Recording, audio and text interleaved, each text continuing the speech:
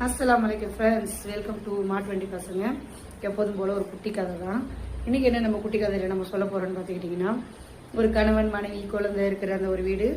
அந்த வீட்டில் வந்து லேண்ட்லைன் ஃபோன் இருக்கு இல்லையா, அதுக்கு வந்து பில்லு இந்த மந்த் வந்து ரொம்ப அதிகமாயிருச்சுன்னு கணவன் ரொம்ப காய்ச்சி முசுன்னு கத்திக்கிட்டு இருக்கிறாரு.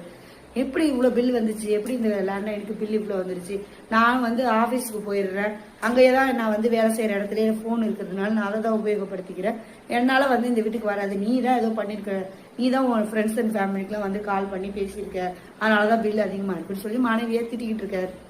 மனைவி உடனே டென்ஷன் ஆகிட்டு, நான் மட்டும் நான் வீட்லேயேவா இருக்கிறேன், நானும் தான் வேலைக்கு போகிற இடத்துல தான் நானும் பேசிக்கிறேன், அங்கே தான் வந்து எங்கள் அம்மா என் நண்பர்கள்ட்டலாம் நான் பேசிக்கிறேன், நான் என்னைக்கு உங்கள் வீட்டில் வந்து ஃபோனில் எடுத்து பேசினேன், என்னால் எப்படி பில்லு வந்திருக்கும், உங்கள் பையன் தான் அவங்க ஃப்ரெண்டுக்கிட்டலாம் பேசியிருப்பான்னு நினைக்கிறேன், அதனால ஒரு வேலை வந்தாலும் வந்திருக்கும் அப்படின்னு சொல்லி ஒய்ஃப் வந்து திரும்பி 2 பேரும் சண்டை போட்டுருக்கும்போது பையன் வந்துட்டாரு. பையன்கிட்ட கேட்குறாங்க, ஏய் நீ தான் பண்ணியடா, உன் ஃப்ரெண்டுங்களுக்குலாம் கால் பண்ணியா, பில் இன்னைக்கு இந்த மந்த் பாரு எவ்வளோ வந்திருக்கு பாரு அப்படின்னு சொல்லி பேசிக்கிறாங்க.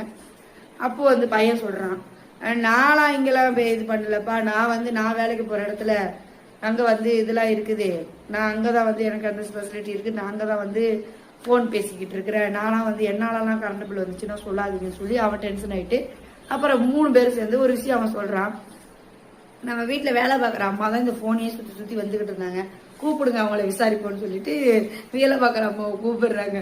வேலை பார்க்குற அம்மாவோட டென்ஷனை வந்து, இந்த பாருங்க என்னெல்லாம் சந்தேகப்படுற வேலை வச்சுக்காதீங்க, நானும் வந்து நான் எங்கே வேலை செய்கிறேனோ அந்த வேலை பார்க்குற இடத்துல தான் நான் பேசிக்கிட்டு இருக்கிறேன், அப்போ என்னால் எப்படி நீங்கள் வந்து என்னை மட்டும் திட்டுவீங்க அப்படின்னு சொல்லிடுச்சா சட்டுன்னு.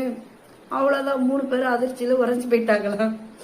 அப்புறம் உங்களுக்கு வந்தா தக்காளி சட்னி, எங்களுக்கு வந்தா மட்டும் ரத்தம் வாங்குற மாதிரி, நீங்க என்ன பண்ணீங்களோ அதை தானப்பா நானும் பண்ணினேன், உங்களுக்கு ஒரு நீதி எனக்கு ஒரு நீதியாங்கிற மாதிரிதான் இந்த கதை இங்க முடியுது.